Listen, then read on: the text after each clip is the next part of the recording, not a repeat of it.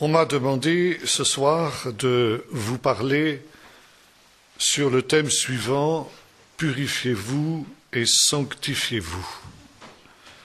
Et quand j'ai demandé des précisions sur ce que l'on attendait de moi dans ce domaine, il a été fait référence à un incident que je diffuse beaucoup dans mes tournées, que la plupart d'entre vous connaissez. Je vais quand même le citer brièvement pour ceux qui ne le sauraient pas.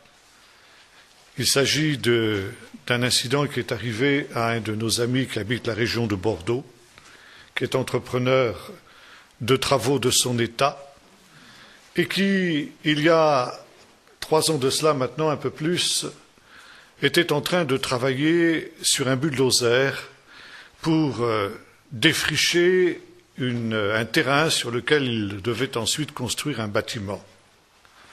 Et pendant qu'il était en train de travailler à ce travail de défrichement, soudain, la chenille droite de son bulle est montée sur un tronc d'arbre qui s'est redressé comme ça, qui allait heurter une branche qui était à l'aplomb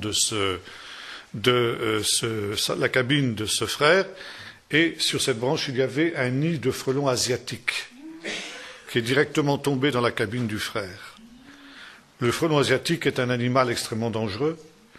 3 ou 4 piqûres de ces insectes-là suffit à tuer un homme normal. Et notre frère a été piqué par 56 frelons. Il est tombé rapidement dans le coma et lorsque le SAMU est arrivé, il a été déclaré mort.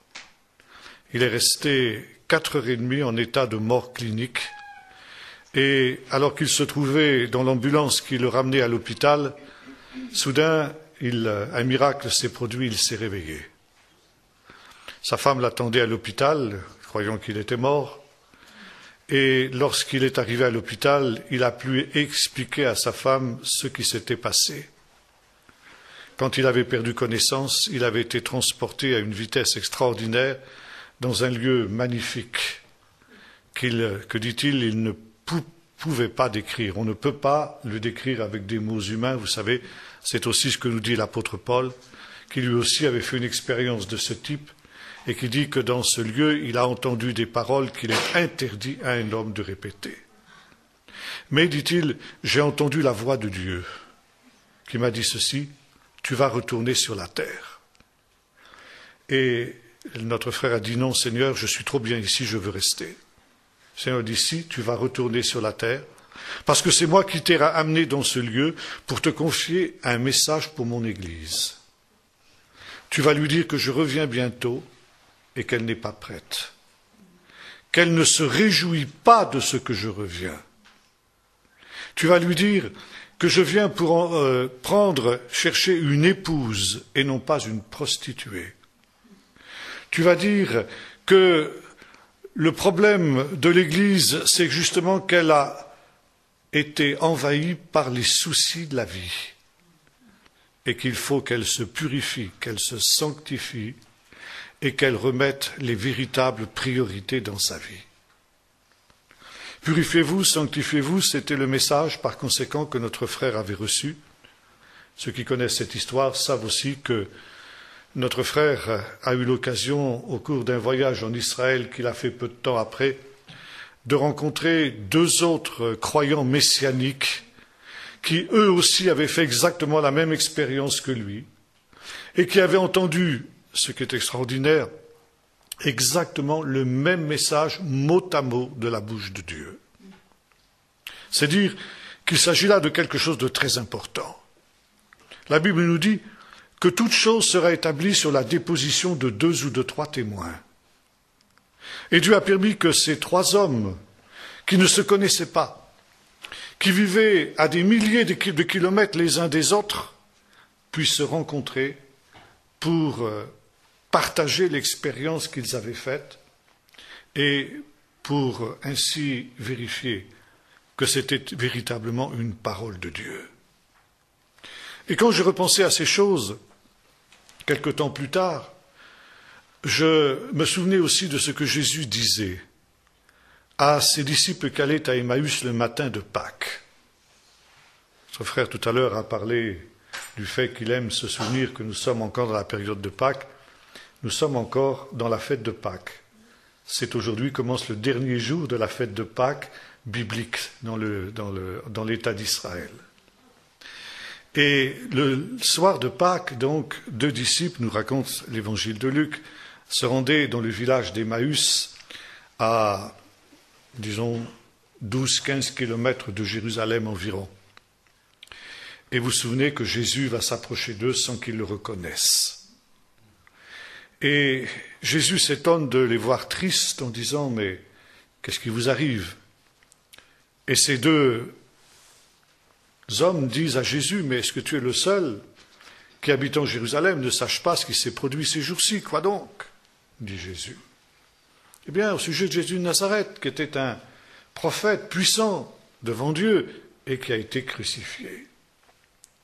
Et Jésus dit « Homme sans intelligence, lent à comprendre et à croire tout ce qu'ont écrit les prophètes. » Et je crois que cette parole que Jésus a adressée à ses disciples, il pourrait nous l'adresser à nous aujourd'hui, en 2012. Nous avons, comme le disait aussi Jésus, ou plus exactement dans une parabole de Jésus, Abraham, ou mauvais riche, qui se trouvait en enfer, et qui demandait à Abraham d'envoyer Lazare pour avertir ses frères de ce qui se passait. Jésus disait, ils ont Moïse et les prophètes, qu'ils les écoutent. Et même si quelqu'un des morts ressuscité, s'ils ne croient pas Moïse et les prophètes, ils ne croiront pas non plus. Or, nous aussi, nous avons Moïse et les prophètes, qui sont là pour nous avertir des temps dans lesquels nous vivons. Cela devrait nous suffire. Mais comme ces disciples-là, nous sommes lents à comprendre et à croire tout ce qu'ont annoncé les prophètes. Et parce que nous sommes dans les derniers temps, Dieu, dans sa miséricorde, permet que des morts ressuscitent, contrairement à ce que le mauvais riche avait souhaité, pour venir justement nous avertir que le temps est proche et que le Seigneur revient vite. Et par conséquent, l'essentiel de ce message que nos 3 frères ont reçu, c'est celui qui va nous occuper ce soir. Purifiez-vous et sanctifiez-vous. Parfois, on me demande concrètement, pratiquement, qu'est-ce que ça veut dire? Purifiez-vous et sanctifiez-vous. Eh bien, c'est ce que nous allons voir maintenant. Je voudrais que nous fassions 2 lectures. La première dans le livre du prophète Malachie au chapitre 3, à partir du verset 1er. Voici que j'enverrai mon messager, il ouvrira un chemin devant moi. Et soudain entrera dans son temple le Seigneur que vous cherchez, et le messager de l'alliance que vous désirez, voici qu'il vient, dit l'Éternel des armées. Qui pourra soutenir le jour de sa venue? Qui est celui qui tiendra debout quand il paraîtra? Car il sera comme le feu du fondeur, comme la potasse des blanchisseurs. Il siégera, tel celui qui fond et qui purifie l'argent. Il purifiera les fils de Lévi, il les épurera comme on épure l'or et l'argent, et ils seront pour l'Éternel ceux qui amènent l'offrande avec justice. Alors l'offrande de Juda et de Jérusalem sera agréable à l'Éternel, comme aux jours d'autrefois, comme aux années précédentes. Je m'approcherai de vous pour le jugement, je me hâterai de témoigner contre les sorciers et les adultères, contre ceux qui font de faux serments, contre ceux qui oppriment le salarié, la veuve et l'orphelin, qui font tort à l'immigrant et qui ne me craignent pas, dit l'Éternel des armées, car c'est moi l'Éternel et je ne change pas. Un autre texte dans le livre du prophète Ésaïe au chapitre 6. L'année de la mort du roi Osias, je vis le Seigneur assis sur un trône très élevé. Les pans de sa robe remplissaient le temple. Les séraphins se tenaient au-dessus de lui, ils avaient chacun 6 ailes. 2 dont ils se couvraient la face, 2 dont ils se couvraient les pieds, et 2 dont ils se servaient pour voler. Ils criaient l'un à l'autre en disant « Saint, Saint, Saint est l'Éternel des armées, toute la terre est remplie de sa gloire. » Les soubassements des seuils frémissaient à la voix de celui qui criait, et la maison fut remplie de fumée. Je dis malheur à moi, je suis perdu, car je suis un homme dont les lèvres sont impures. J'habite au milieu d'un peuple dont les lèvres sont impures, et mes yeux ont vu le roi, l'Éternel des armées. Mais l'un des séraphins vola vers moi, tenant à la main une braise qu'il avait prise sur l'autel avec des pincettes. Il en toucha ma bouche et il dit, ceci a touché tes lèvres, ta faute est enlevée et ton péché est expié. J'entendis la voix du Seigneur qui parlait. C'est un texte qui ressemble énormément à l'expérience que nos trois frères que j'évoquais il y a un instant ont faite et qui concerne peut-être le plus grand de tous les prophètes, le prophète Ésaïe. Le prophète n'était pas véritablement, au moment où il a eu cette vision, au commencement de son ministère. Ce ministère de prophète et de grand prophète, avait déjà commencé pour lui certainement un certain nombre d'années auparavant. Et voilà que dans ce moment précis qui nous est rapporté ici dans ce texte, le prophète se tenait dans le temple de Jérusalem, à l'occasion certainement d'un culte, d'une cérémonie religieuse. Et pendant qu'il était dans ce temple terrestre, il a été en quelque sorte ravi dans le temple céleste, parce qu'il y a, et vous lisez ça dans l'Épître aux Hébreux, deux temples, le temple céleste et le temple terrestre, dont le temple terrestre n'est rien d'autre qu'une réplique du temple céleste. Et alors qu'il est en train de célébrer un culte dans ce temple terrestre, le prophète est enlevé dans le temple céleste. Et là, il va avoir une vision de la gloire de Dieu.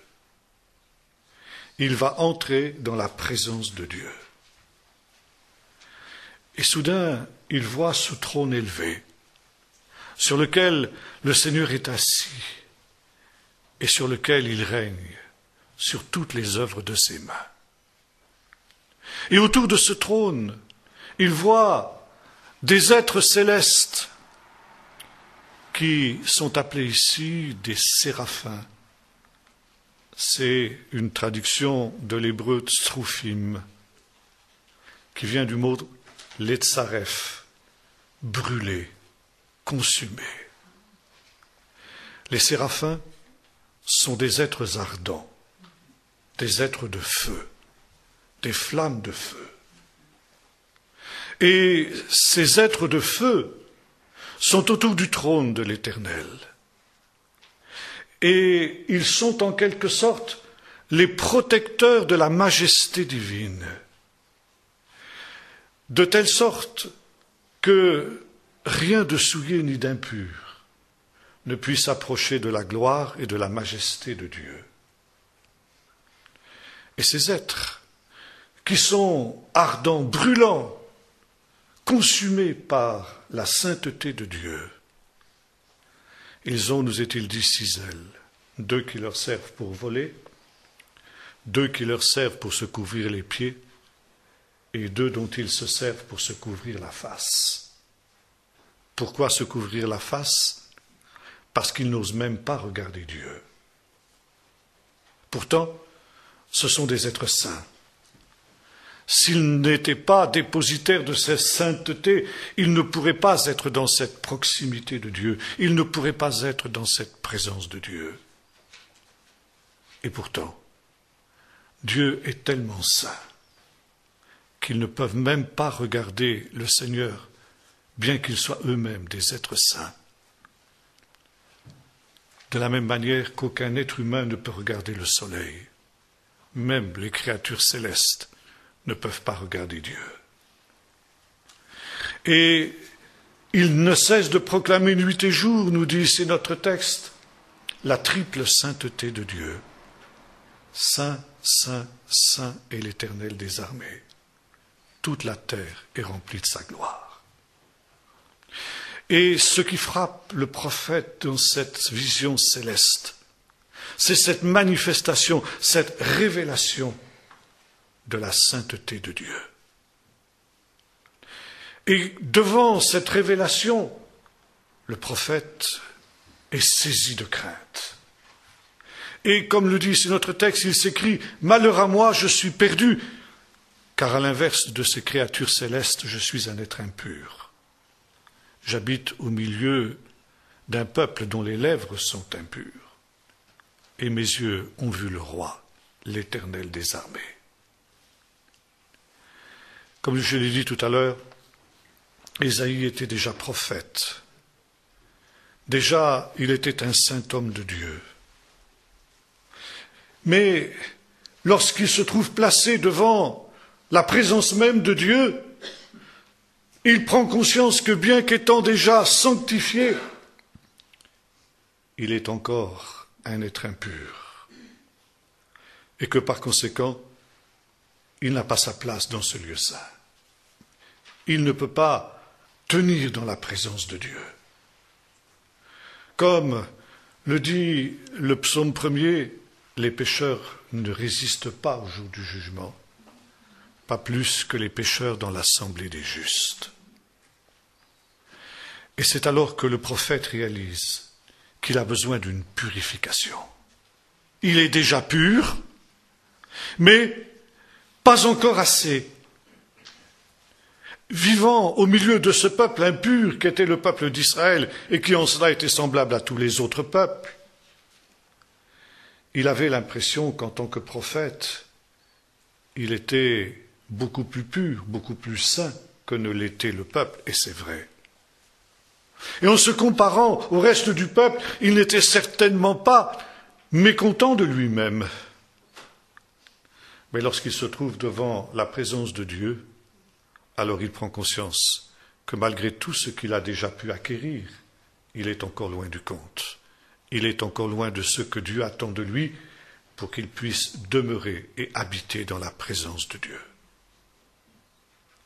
Et c'est alors qu'un des séraphins, comme le dit ici notre texte, va prendre un charbon ardent sur l'autel et venir toucher ses lèvres en disant « Ton péché est ôté et ton iniquité est enlevée. » Voyez-vous, nous sommes ici au cœur même de notre propos. Se sanctifier, se purifier, c'est quoi? C'est venir dans la présence de Dieu. Le drame de l'Église aujourd'hui, tel que cela avait été révélé à nos trois frères dans les termes que je vous ai rapportés, c'est qu'en réalité, comme le disait le même prophète Ésaïe beaucoup plus tard, ce peuple m'honore des lèvres, mais son cœur est éloigné de moi. Aujourd'hui, peu de chrétiens savent ce qu'est la présence de Dieu. Peu de chrétiens savent ce qu'est de se tenir dans la présence de Dieu. Ils ont parfois l'illusion qu'il en est ainsi, et que dans certaines cérémonies religieuses, comme nous aimons le chanter dans des chœurs, Dieu est là, Dieu est présent. Je crains que ce soit souvent de l'illusion. Car si Dieu était véritablement présent, ça se saurait, ça se verrait. Quand Dieu est là, il y a des choses qui se passent. Et quand Dieu est là, eh bien, se produit exactement ce que le prophète a expérimenté. Les êtres humains que nous sommes, qui sommes tous des êtres impurs, et qui vivons au milieu d'un peuple qui est impur, certainement beaucoup plus que de nombreux autres peuples l'ont été avant nous. Nous vivons, comme j'ai eu l'occasion de l'expliquer, je crois que c'était à Yverdon, dans un temps qui est celui de la dernière génération. Et la dernière génération, selon ce qu'ont annoncé les prophètes et Jésus lui-même, doit être la génération la plus perverse de l'histoire, avec la génération de Noé et avec la génération de Lot. C'est le grand philosophe chrétien Kierkegaard qui, au début du siècle dernier, disait « Cette génération est plus que perverse. » Que dirait-il un siècle plus tard? Nous vivons dans un peuple impur et nous sommes sans cesse, tous les jours, agressés par tout ce qui vient de l'adversaire. Et quoi que nous pensions, nous ne sommes pas indemnes de cette réalité, pas davantage que le prophète ne l'était de son temps. Et c'est la raison pour laquelle nous avons besoin de revenir au Seigneur. Revenez à moi. Revenez à celui dont vous vous êtes éloignés. C'est aussi le message des prophètes. Et revenir à Dieu, c'est revenir dans sa présence et c'est par conséquent reprendre conscience de la sainteté de Dieu. Dieu est saint, saint, saint, saint est l'Éternel. Et le peuple de Dieu a besoin de reprendre conscience que son Dieu est un Dieu saint. On insiste beaucoup aujourd'hui sur le fait que Dieu est amour. Il y a quelques semaines de cela, je prêchais dans une certaine église du sud de la France, un peu sur ce thème qui est toujours à peu près celui que je développe, parce que c'est le message qui est sur mon cœur.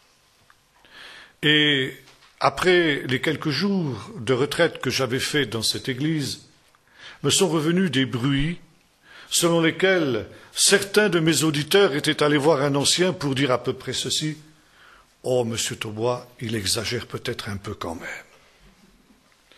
Parce que Dieu n'est pas aussi sévère que ce qu'il dit. Dieu est amour, et ça finira bien toujours par s'arranger. » Si ces gens étaient venus me dire cela, je leur ai répondu: « Je l'espère pour vous. » Mais je n'en suis pas sûr. La Bible nous dit le contraire. Dieu est un Dieu saint. Et si même, comme je l'ai dit tout à l'heure, les anges de Dieu, les séraphins, ne se sentent pas à même de regarder Dieu en face à cause de cette sainteté, à combien plus forte raison, comme dira Job, l'homme pécheur qui avale l'iniquité comme de l'eau. Et c'est la raison pour laquelle nous avons besoin d'une purification.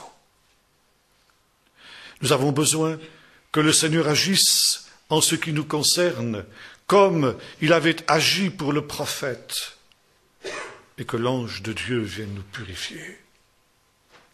Nous purifier parce que justement, si nous voulons nous tenir dans la parole de Dieu, si nous voulons nous tenir dans la présence de Dieu, nous n'aurons pas d'autre solution que de nous sanctifier, que de nous purifier. Nous l'avons dit tout à l'heure, le pécheur ne peut pas subsister dans la présence de Dieu. Et lorsque nous venons dans la présence de Dieu, soudain nous prenons conscience de cette impureté qui est attachée à nous.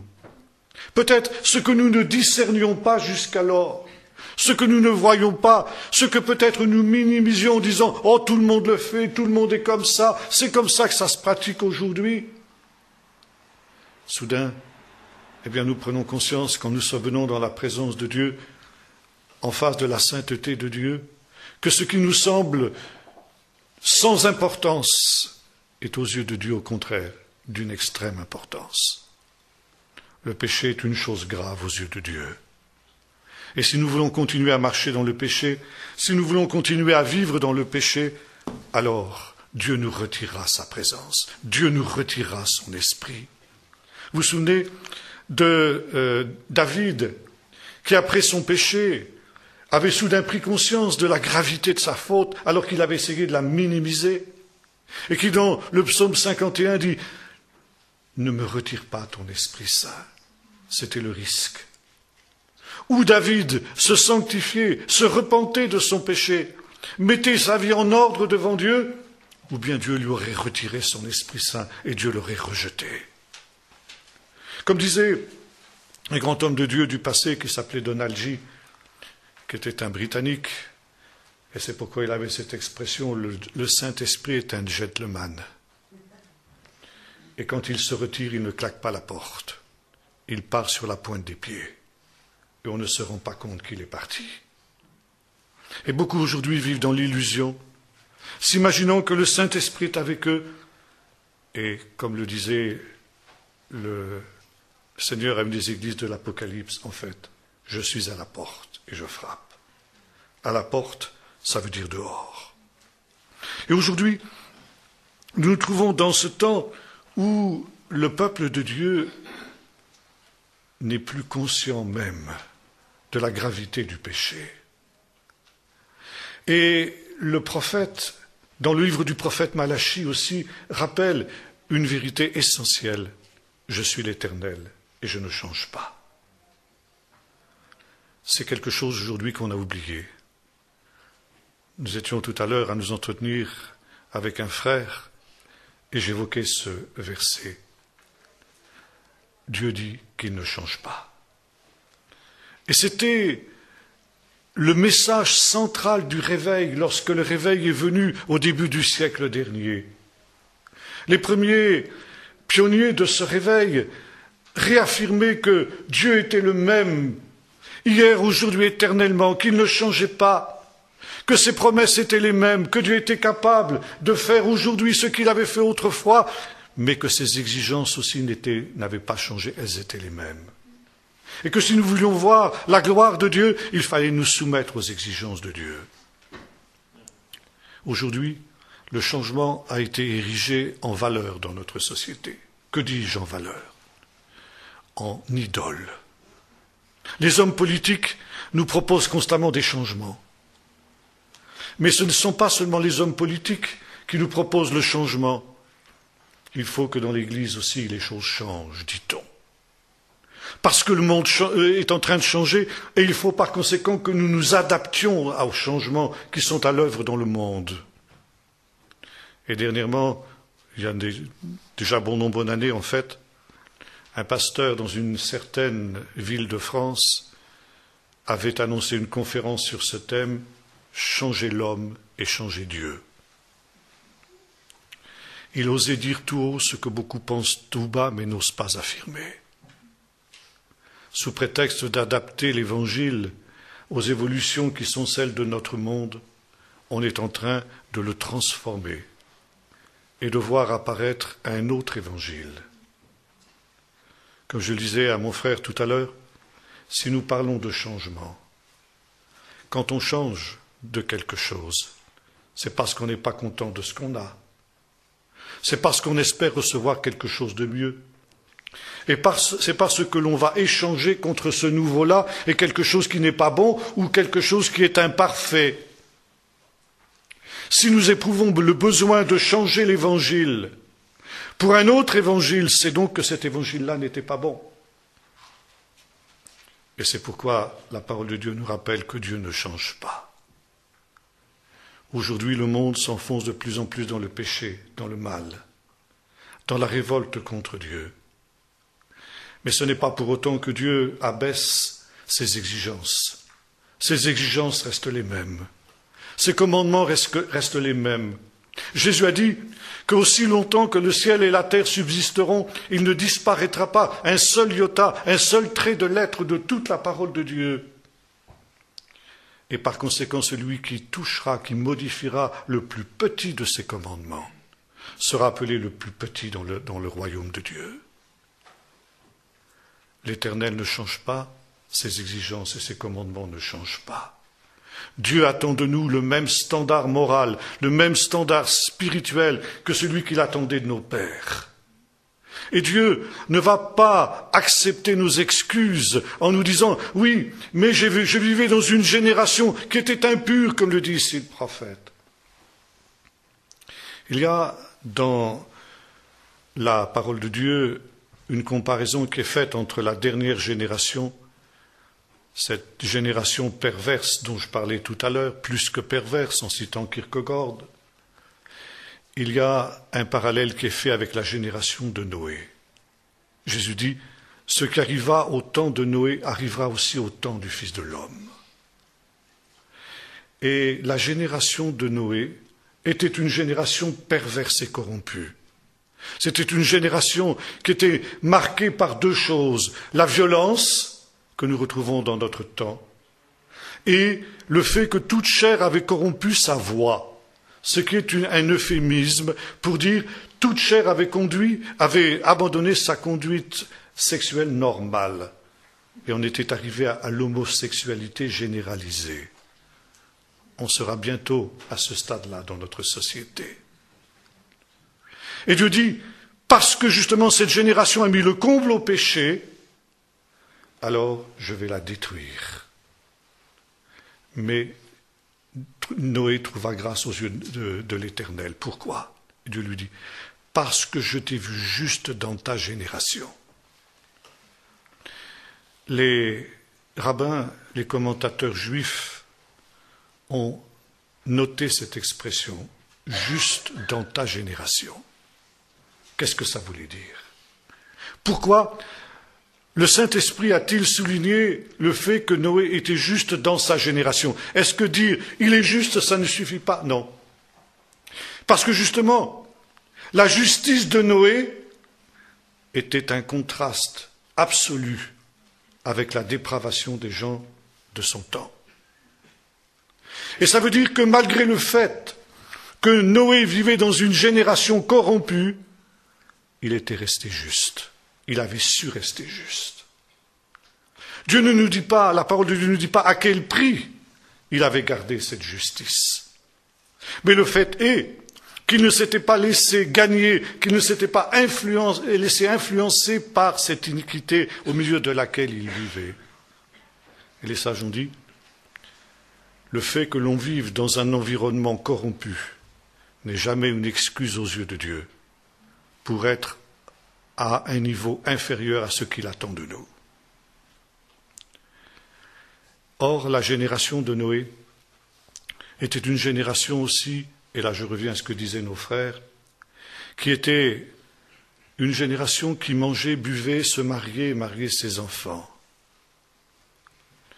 Et ce qui est très intéressant, c'est que quand Jésus évoque cette génération, il ne mentionne pas leur perversité, mais le fait qu'elle vivait dans l'insouciance.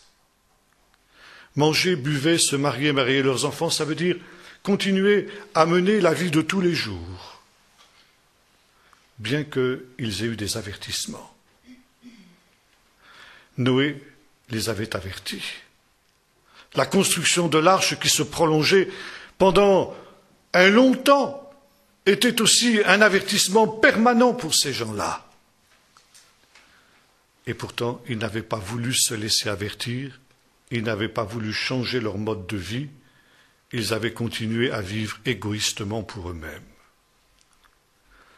Et commentant cette parole, Jésus déclare, prenez donc garde à vous-mêmes, de peur que vos cœurs ne s'apesantissent par les excès du manger et du boire et par les soucis de la vie. Et cette expression souci de la vie est très importante parce que justement elle a été relevée par le Seigneur dans le message qui a été communiqué à nos trois frères. Le Seigneur disait que le problème de cette génération, de notre génération, c'est que nous sommes absorbés par les soucis de la vie. Les soucis de la vie, c'est tout ce qui fait que nous ne mettons plus Dieu à la première place de nos vies. Il y a des choses tellement plus importantes aujourd'hui dans ce monde que de s'occuper des choses de Dieu.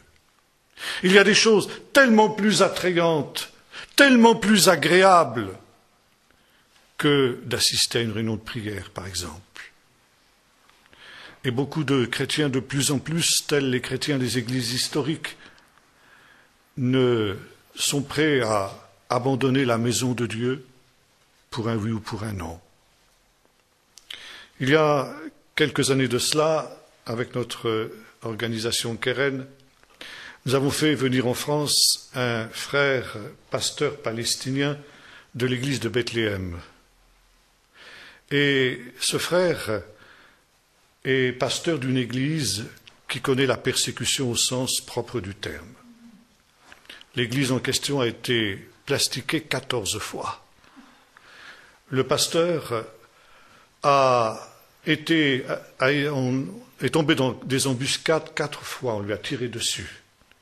Il a encore une balle logée dans son épaule que les médecins n'ont pas pu extraire.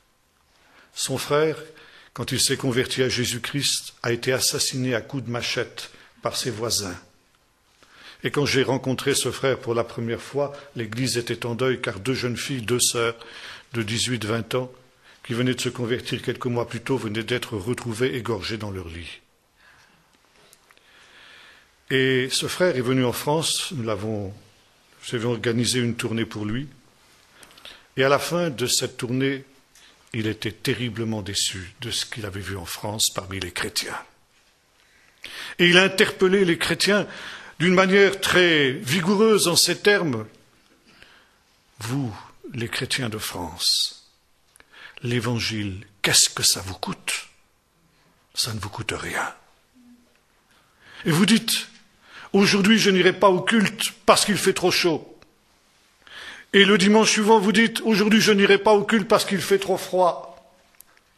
Et vous dites, je n'irai pas à la réunion de prière parce que il y a la leçon de judo du petit. Et puis je n'irai pas à l'étude biblique parce qu'il y a un beau match à la télé. L'évangile ne vous coûte rien. Nous, les gens de notre église, quand ils viennent à l'église le dimanche matin, ils savent ce que ça leur coûte. Parce qu'ils savent que quand ils viennent à l'église le matin, ils ne rentreront peut-être pas chez eux vivants. Le résultat, c'est qu'à Bethléem et dans ces territoires palestiniens, nous avons le réveil. Et vous, ici, c'est la mort. Sanctifiez-vous et purifiez-vous. Revenez dans la présence de Dieu. Reprendre conscience de la sainteté de Dieu. Le problème de l'Église aujourd'hui, c'est qu'elle a perdu le sens de la sainteté de Dieu.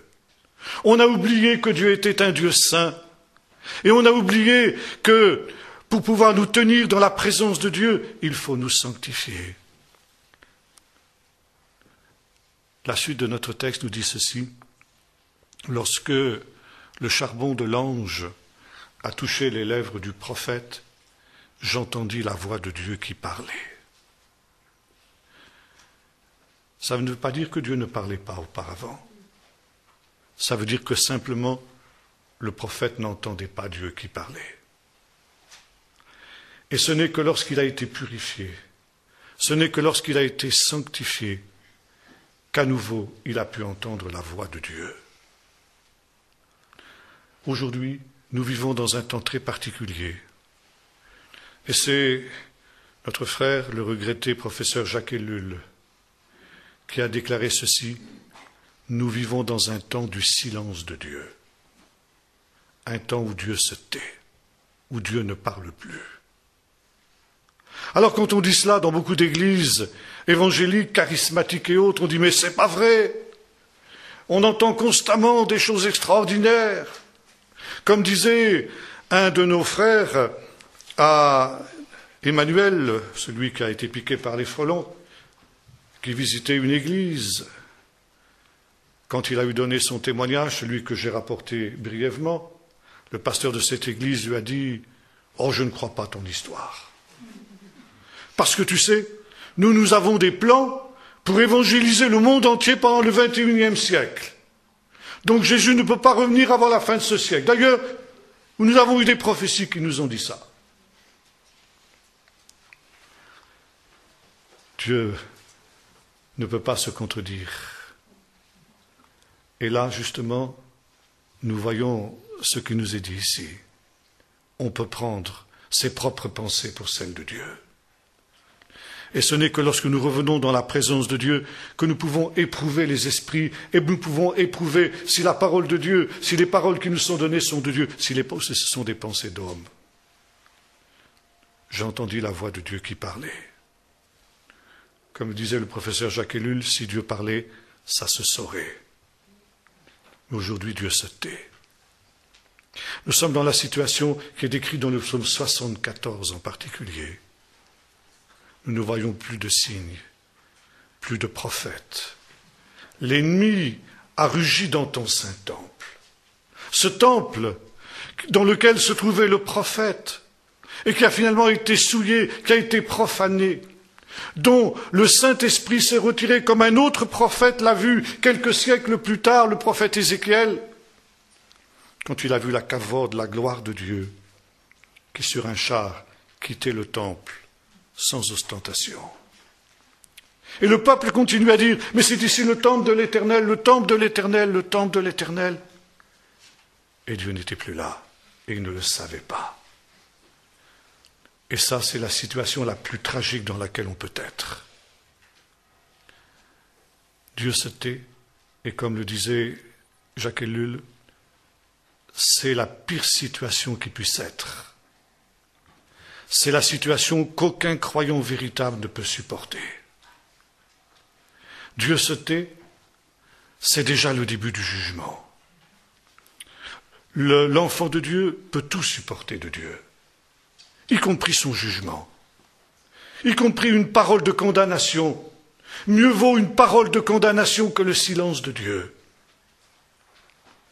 Et à cause des péchés de cette génération, à cause de l'apostasie de l'Église de ce temps, Dieu s'est retiré et Dieu se tait. Ça ne veut pas dire que Dieu ne parle pas, la preuve. Il le fait par les frères que j'évoquais tout à l'heure. Mais pourquoi, nous les hommes, avons-nous tellement l'impression que Dieu se tait? Parce que Dieu est loin de nous. Parce que nous sommes loin de lui.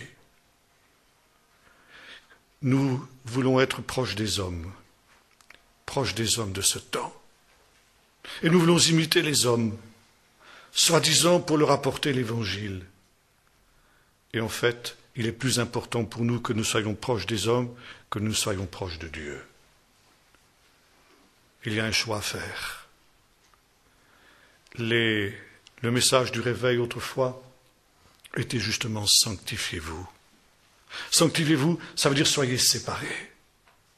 Être saint, c'est d'abord être séparé de ce qui est impur, de ce qui est souillé. C'est être mis à part pour être consacré à Dieu. Et nous étions exhortés, jeunes chrétiens, à cette époque-là, à nous séparer de ce qui était impur dans le monde. Aujourd'hui, on exhorte les jeunes à aller dans le monde, soi-disant pour être le sel de la terre et pour y apporter, en étant comme les autres hommes, la lumière de l'Évangile. C'est le contraire qui se produit. Et c'est la tragédie de ce temps.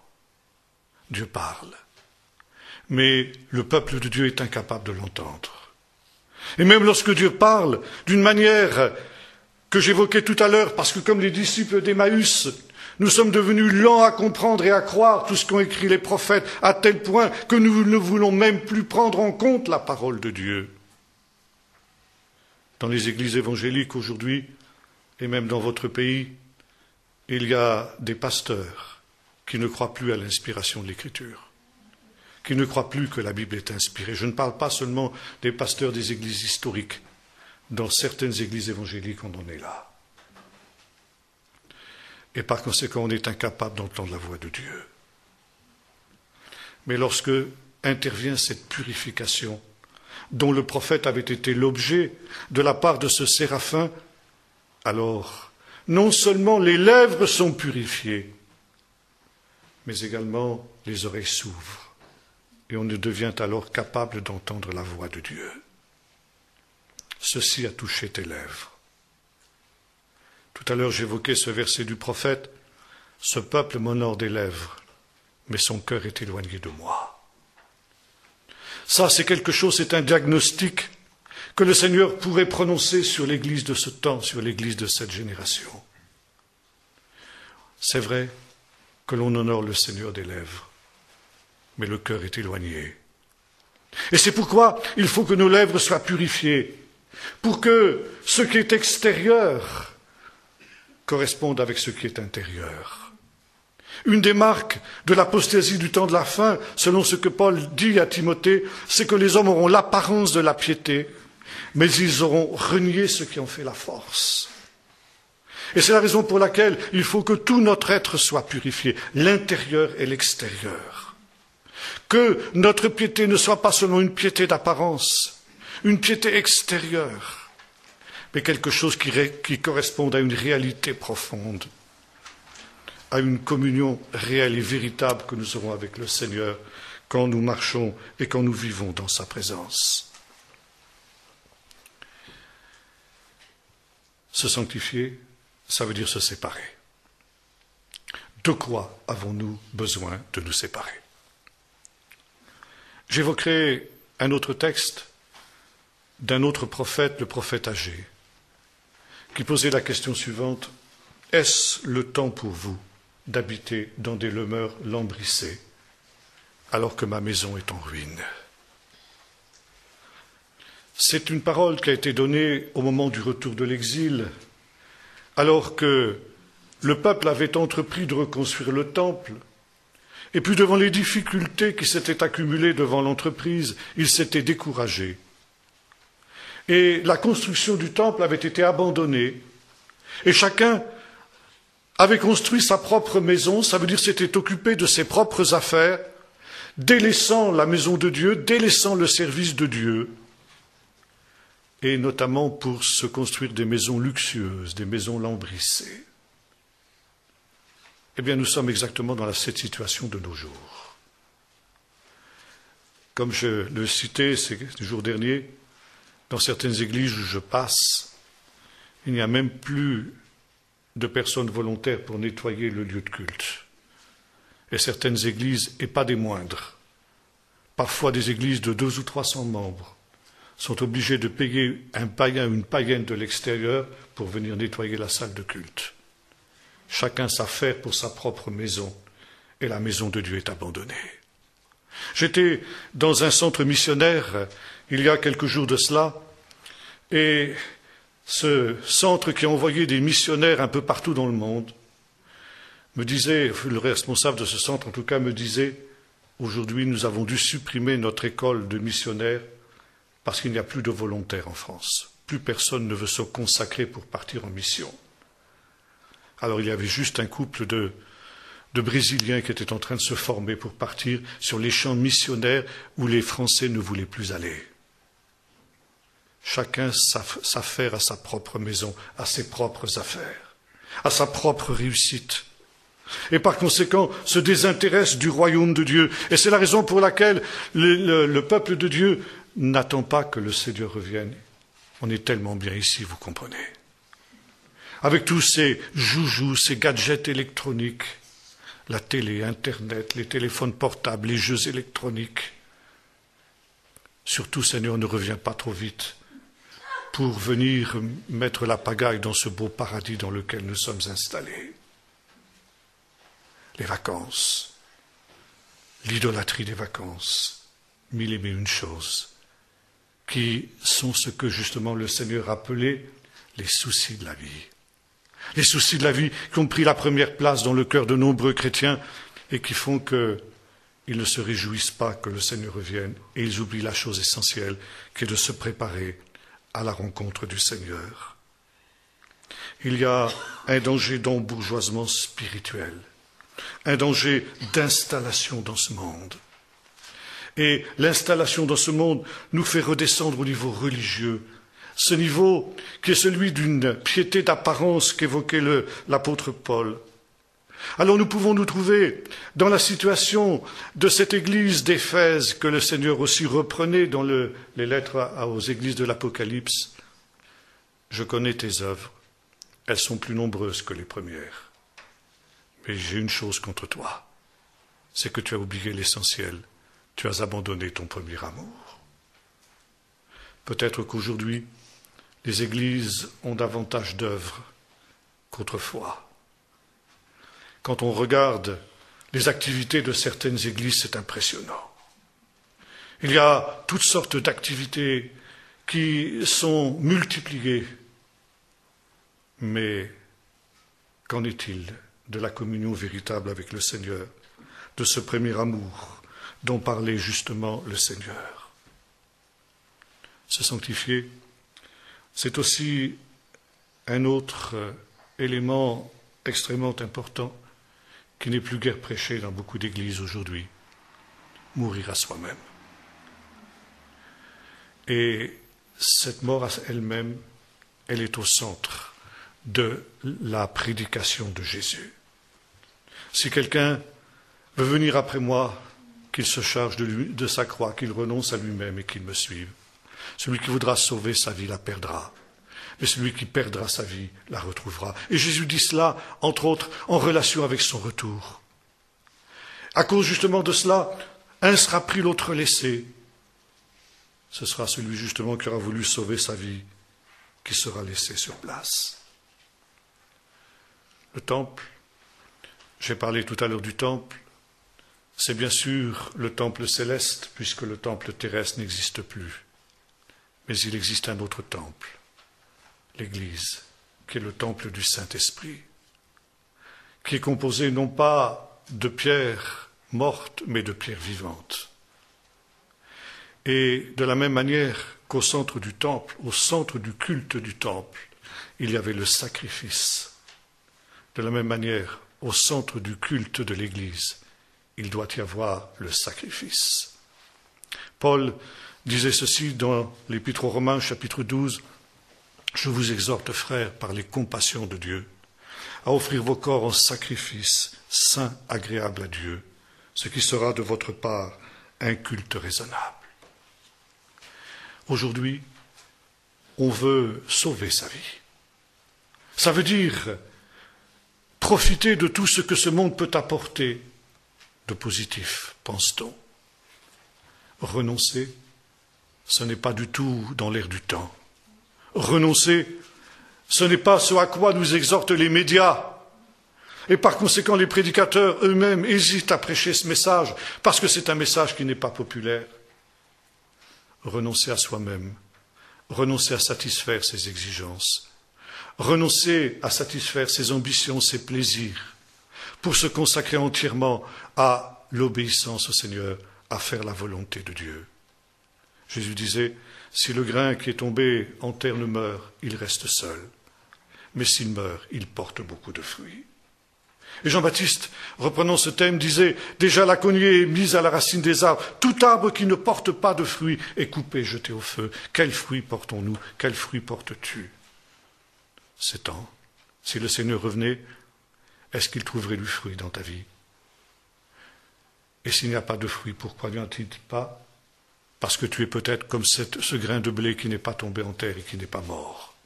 Et si le grain de blé ne tombe pas en terre, il ne peut pas porter du fruit. Un sacrifice vivant. Je vous exhorte, frères, à offrir vos corps en sacrifice vivant. Et lorsque ce sacrifice vivant est offert, lorsque ce sacrifice est sur l'autel, alors le feu descend. Et le feu, c'est le feu de l'Esprit. Ce feu qui avait touché les lèvres du prophète. C'est à partir du moment où le prophète avait accepté cette mort à lui-même, « Malheur à moi, je suis perdu !» qu'il accepte de se laisser consumer par le Seigneur. Et le Seigneur va venir allumer ce feu dans son cœur. Dans ses lèvres d'abord, et dans des lèvres, cela va pénétrer dans son être tout entier. Il va y avoir une véritable destruction de l'homme ancien pour qu'un être nouveau apparaisse par la grâce et par l'opération du Saint-Esprit. Dans le livre du prophète Malachie, le texte que nous avons lu tout à l'heure, nous retrouvons la même pensée. Qui pourra supporter le jour de sa venue? Qui restera debout quand il apparaîtra?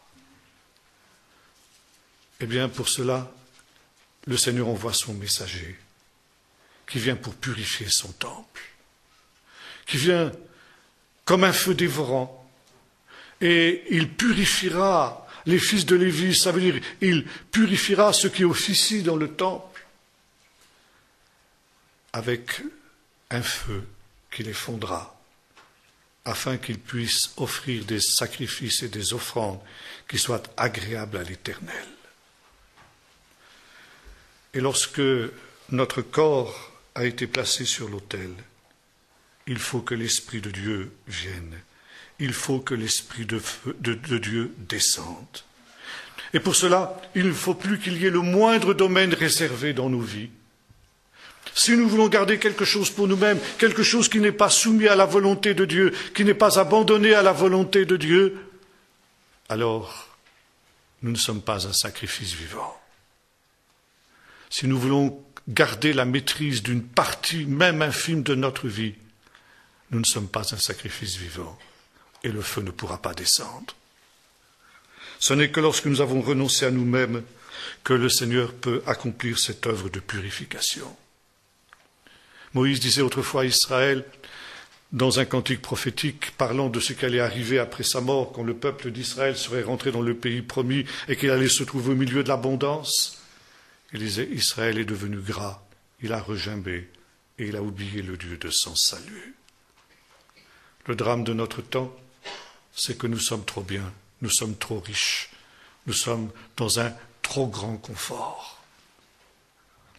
Il y avait une chère sœur, aujourd'hui disparue, en Espagne, qui avait vécu l'époque de Franco. Elle avait vécu ce temps où les chrétiens évangéliques étaient persécutés. Et puis, lorsque Franco était mort, dans les années 70, en Espagne, il y avait eu un changement de régime. Et la liberté religieuse s'était instaurée. Et soudain, il y avait eu un essor important des églises évangéliques. Et quelques années plus tard, je rencontrais cette sœur et je parlais avec elle, et nous nous entretenions de cette évolution du monde évangélique en Espagne. Elle nous disait, oui, c'est vrai, il y a davantage de chrétiens qu'il y en avait à l'époque de Franco, mais c'est plus pareil. Il n'y a plus la ferveur, il n'y a plus le feu qu'il y avait à cette époque-là. Et elle disait, pour que nous retrouvions le contact avec Dieu, pour que nous retrouvions la présence de Dieu, pour que nous retrouvions le premier amour, ce dont nous aurions besoin, disait-elle, c'est d'une bonne persécution. Je n'irai pas jusque-là. Mais je comprenais ce qu'elle voulait dire. Elle n'avait pas entièrement tort. Nous avons une vie trop facile. Et cette vie trop facile nous éloigne de Dieu. Et c'est parce que Moïse avait prévu cela qu'il avait ordonné à Israël, tous les ans, à la période de la fête des tabernacles, de retourner au désert, vivre dans des cabanes, dans le dépouillement, pour retrouver le contact avec Dieu, pour retrouver la présence de Dieu. Je l'attirerai au désert, et là je parlerai à son cœur. Le temps dans lequel nous sommes est un temps où nous avons besoin d'une purification au désert. Aller au désert. Élie avait eu besoin de cette rencontre avec Dieu quand il avait perdu le sens de la présence de Dieu. Quand après ce qui s'était passé au Carmel, il était incapable à nouveau d'entendre la voix de Dieu qui parlait, comme le fera plus tard le prophète Ésaïe. Et quand il réalise qu'il a perdu justement ce contact avec Dieu, qu'il a perdu ce sens de la sainteté de Dieu, Élie retourne au désert. Il retourne au lieu où Dieu a parlé autrefois à Moïse, à Horeb. Et là, Dieu va se manifester. D'abord, Dieu va se manifester dans des signes extraordinaires. Des tempêtes, un tremblement de terre, l'orage, un vent violent qui déchire les rochers. Et Élie, qui connaît ce qu'est la voix de Dieu, parce qu'il l'a connue auparavant, réalise que Dieu n'est pas dans ces choses. Dieu n'est pas dans le spectaculaire. Aujourd'hui, nous sommes à la recherche de spectaculaire. Et nous pensons que quand il y a des choses spectaculaires qui se passent, Dieu est là. C'est rare que Dieu soit dans le spectaculaire. Et après ces signes spectaculaires dans lesquels Dieu n'était pas, Élie entend, en hébreu on dit kol de mama, ça veut dire littéralement le bruit d'un silence. C'est tout à fait paradoxal. Un silence, ça ne fait pas de bruit. Mais il reconnaît ce Dieu qui parle dans un murmure doux et léger, comme certaines versions traduisent aussi. Le drame de l'Église aujourd'hui, c'est qu'elle ne supporte plus le silence. Et c'est pourquoi, pour pouvoir à nouveau entendre la voix de Dieu qui parle, il faut être prêt à sortir au désert. Le désert, c'est le lieu du dépouillement. C'est le lieu où on abandonne tout ce qui est inutile, tout ce qui est vain, tout ce qui encombre notre vie, tous ces soucis de la vie dont nous parlions tout à l'heure, pour nous recentrer sur l'essentiel. Mon fils qui vit dans le désert depuis 4 ans me disait cela aussi. Il dit, tu sais, ici, eh bien, il n'y a pas de tentation comme dans les villes. Il il n'y a pas de magasin, il n'y a pas de spectacle, il n'y a pas de tous ces moyens de distraction qui marquent notre civilisation. Il n'y a que la solitude et le silence. Et dans cette solitude et dans ce silence, on entend Dieu qui parle. Je l'attirerai au désert, et là je parlerai à son cœur. Le peuple de Dieu a besoin de cette démarche, de ce retour au désert, pour y entendre à nouveau la voix de Dieu, et pour que, étant ainsi dans cette situation, le feu de Dieu puisse redescendre. Et quand le feu de Dieu descend, alors c'est à nouveau le temps du réveil. C'est le moment où le Seigneur se révèle à nouveau. Dieu parle parce qu'il ne change pas. Et Dieu, de la même manière qu'il attendait le prophète et qu'il parlait, mais personne n'était capable de l'entendre. Quand les lèvres du prophète ont été touchées par ce feu de Dieu, alors ses oreilles s'ouvrent et à nouveau, il retrouve le contact avec Dieu. Quand nous revenons sur l'autel du sacrifice, lorsque nous purifions nos vies de tout ce qui l'encombre, de tout ce qui est vain, de tout ce qui est inutile, alors le feu de Dieu vient purifier notre vie. Soudain, les choses anciennes sont passées, toutes choses deviennent nouvelles, et à nouveau, nous sommes capables d'entendre la voix de Dieu. De nouveau, Dieu agit comme par le passé, parce que nous l'avons dit avec le prophète, Dieu est le même, il ne change pas. Et le Seigneur est toujours prêt à recommencer avec ceux qui sont prêts à repartir avec lui, à redémarrer avec lui à zéro. Je pourrais m'arrêter longtemps sur ce sujet, mais mon temps passe. Je vais conclure. Il est aussi question d'un autre feu dans l'Évangile. Un jour, Jésus traversait la Samarie et les Samaritains, parce qu'ils étaient juifs, n'avaient pas voulu recevoir Jésus et ses disciples. Et 2 disciples de Jésus, les fils de Zébédée, avaient dit, Seigneur, ordonne que le feu du ciel descende sur ces hommes et les consume. Et Jésus répond, vous ne savez pas de quel esprit vous êtes animés. Le feu est toujours conséquence d'un esprit. Et sur l'autel de l'Éternel, on peut faire brûler le feu de Dieu, mais on peut aussi avoir la tentation d'y amener un feu étranger. C'est ce qu'avaient fait les 2 fils d'Aaron qui avaient été consumés par le feu. Et encore une fois, chaque feu est la conséquence d'un esprit. Le feu de Dieu est la conséquence de la venue de l'Esprit de Dieu. Un feu étranger, c'est parce qu'il y a un autre esprit qui anime ceux qui en sont l'objet. Est-ce que tu sais ce soir de quel esprit tu es animé? Quel est le feu qui brûle en toi? Est-ce le feu de Dieu ou est-ce un feu étranger?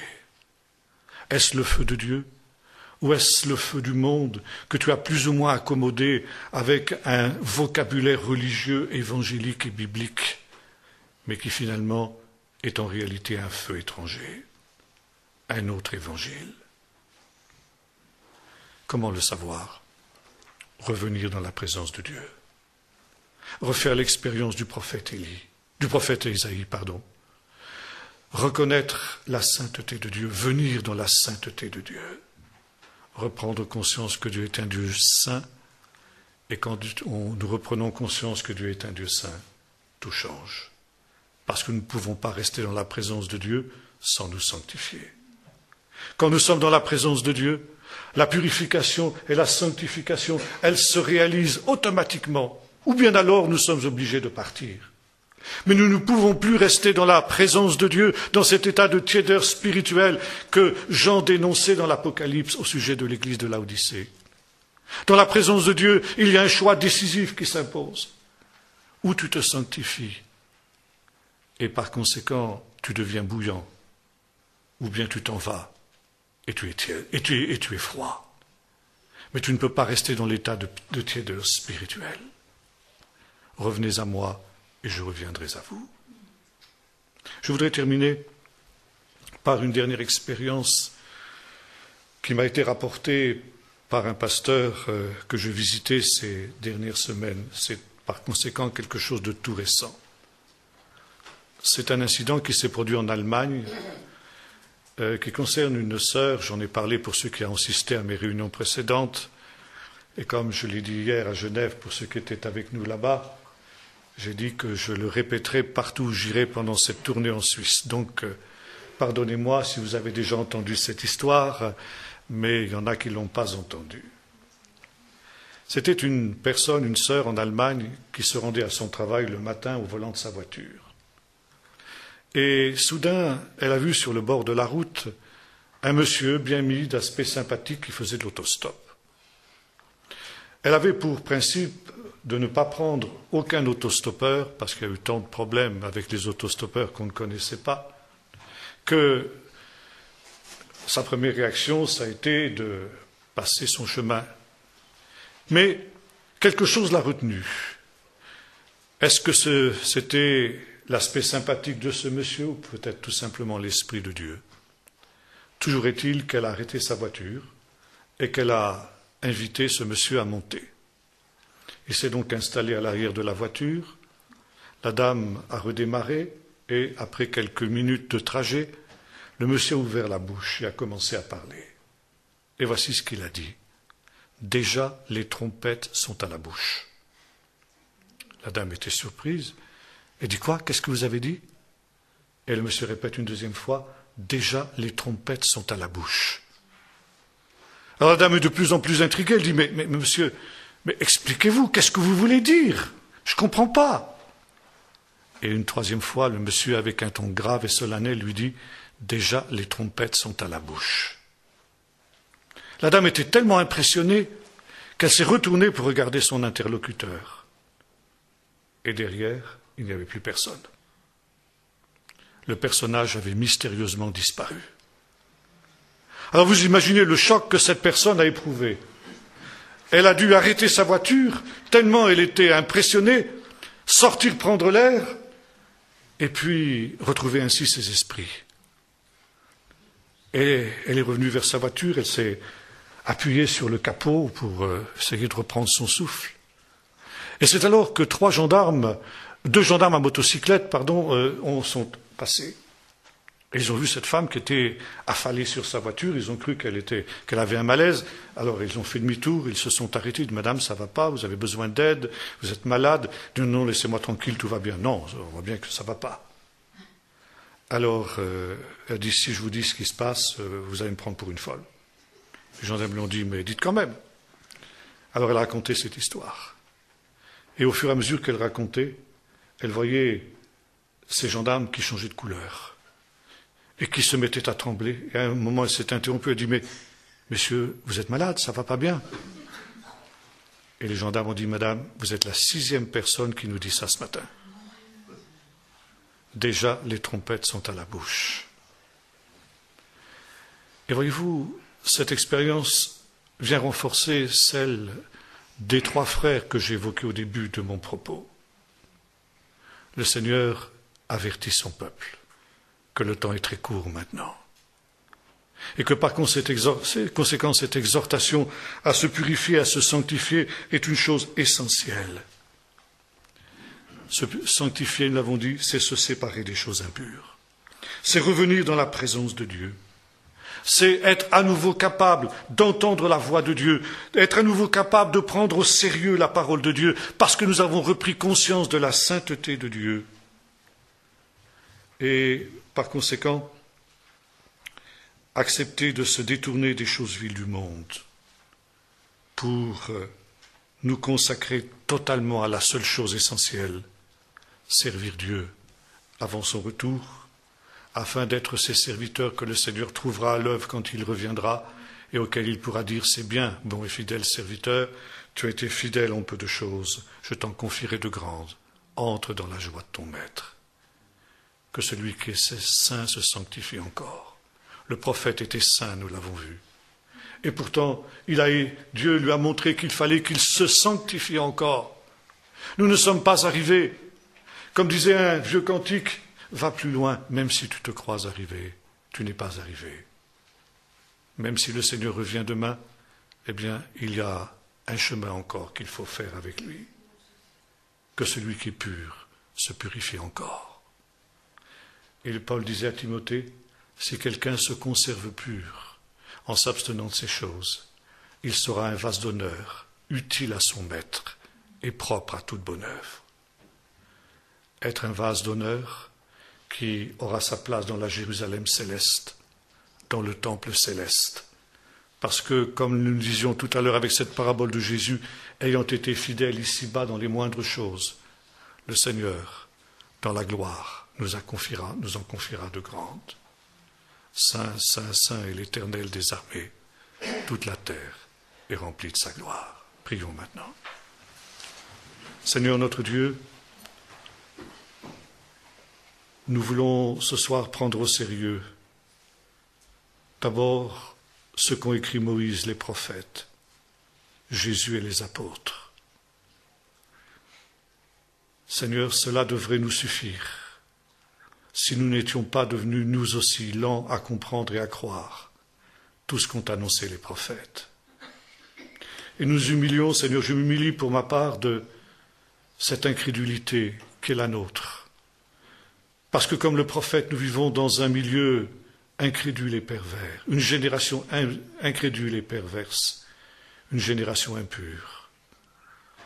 Et comme le prophète, Seigneur, venant dans ta présence, nous voulons dire malheur à moi, parce que moi aussi, je suis marqué par cette impureté. Mais Seigneur, nous voulons revenir à toi ce soir de tout notre cœur. Nous voulons revenir dans ta présence. Nous voulons revenir dans ton saint temple.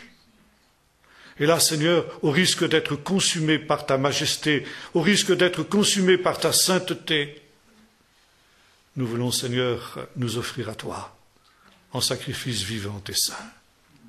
Et même si tu devais nous consumer, Seigneur, que le feu de ton esprit descende et purifie ce qui a besoin de l'être dans nos cœurs et dans nos vies. Que, Seigneur, nous acceptions dans la joie de nous séparer, Seigneur, de tout ce qui n'est pas de toi et tout ce que tu vas nous révéler dans ta présence. Pour que, Seigneur, nous, revenant dans ce désert, nous apprenions à nous dépouiller de toutes les choses vaines, de tous les soucis de la vie, et que nous nous recentrions sur l'essentiel. Chercher premièrement le royaume de Dieu et sa justice, sachant que pour tout le reste, tu nous donneras ce dont nous avons besoin, car tu sais ce dont nous avons besoin et tu ne nous laisseras manquer de rien. Seigneur, permets que nous purifions, nous soyons ce vase d'honneur, utile à son maître et propre à toute bonne œuvre, et qu'ainsi, Seigneur, nous puissions être dans ce temple céleste, ces vases par lesquels tu pourras te glorifier pour l'éternité, au nom de Jésus. Amen.